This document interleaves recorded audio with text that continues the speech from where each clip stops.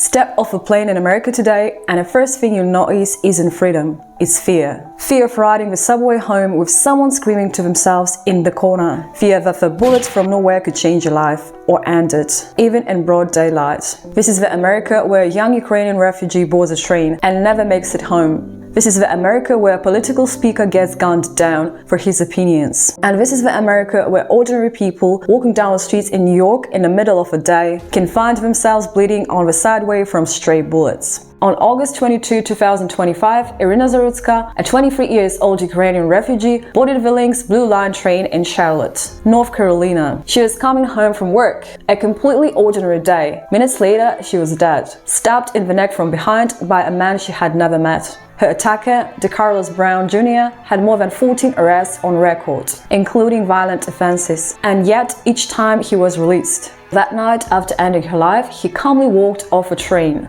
and was arrested nearby, like it was nothing. That story is horrific, but here's the truth. You don't need to be on a train to be in danger in America. Sometimes just walking on the streets can get you killed.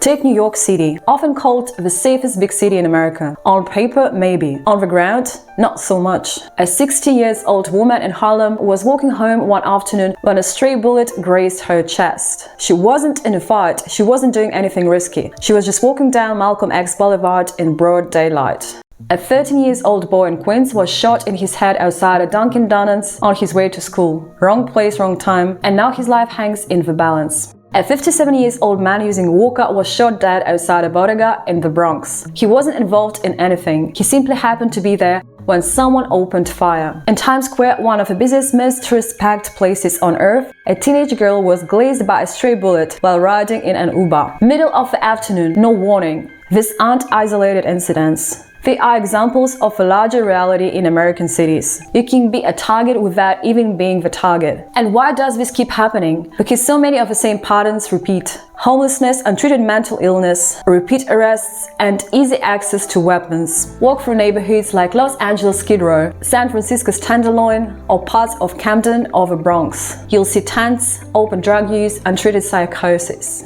You'll also see parents rushing their kids across the street, just trying to avoid chaos. The system doesn't fix the root causes, it just waits for another tragedy. When innocent people are shot in the afternoon or stabbed on a train, that's not bad luck. It's predictable and preventable. But violence in America doesn't only strike at random.